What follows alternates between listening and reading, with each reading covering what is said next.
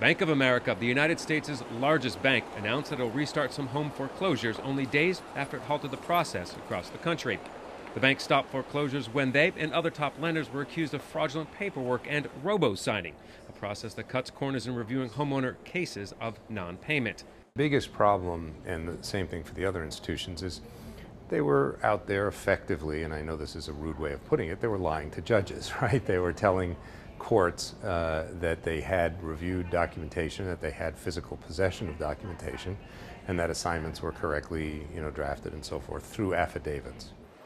The bank has said that outside of paperwork errors, nobody was wrongfully foreclosed upon. Its chief executive said that they thought the foreclosure fiasco had been blown out of proportion. The announcement doesn't mean that Bank of America is out of the woods. Some of its investors have warned that if the paperwork mess and some of the problems with some of its mortgages isn't cleared up within 60 days, they'd be facing a multi-billion-dollar lawsuit. So soon.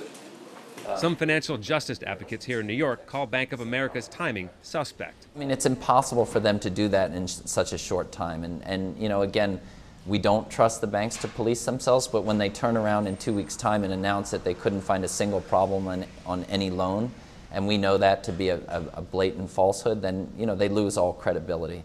And what they need to do is come back and try and get this right, and they need to try and get this right by sitting down and figuring out a way to systematically get borrowers into affordable loans wherever possible.